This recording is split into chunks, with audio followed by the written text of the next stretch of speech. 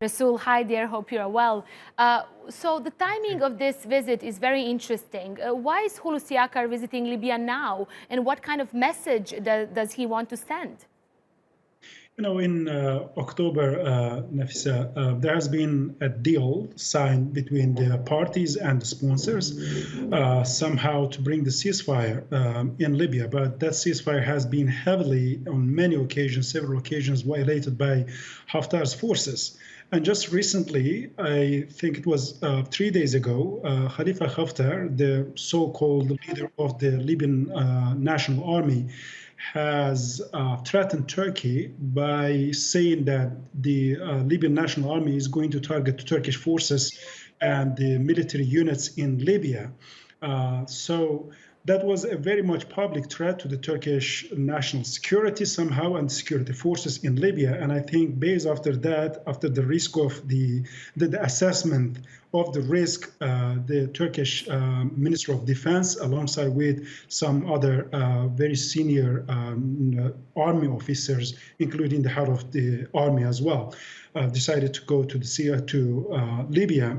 On one hand, to inspect the Turkish units there, and on the other hand, also to send out a strong message to Khalifa Haftar and those who are supporting him that Turkey is determined to stay there.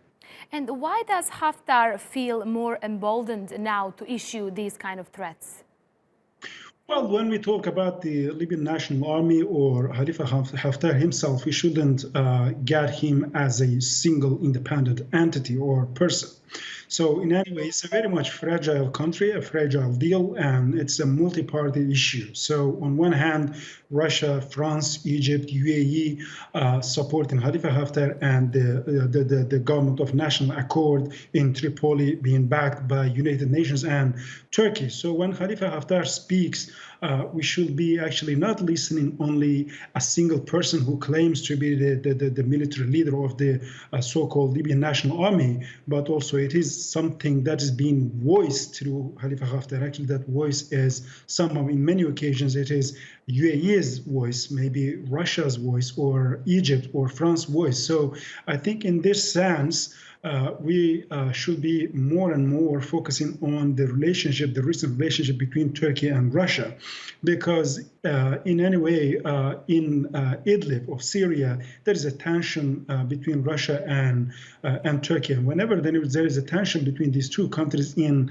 Syria, it somehow reflects itself on the conflicts that is going on in Libya as well. And that's why I think Khalifa Haftar recently has been very much encouraged by by Russia send a strong message to the Turkish side and to force Turkey to step down as a force in Syria. So I think that is not coming directly from Khalifa Haftar as an independent entity, but it is rather Russia's attitude toward Turkey.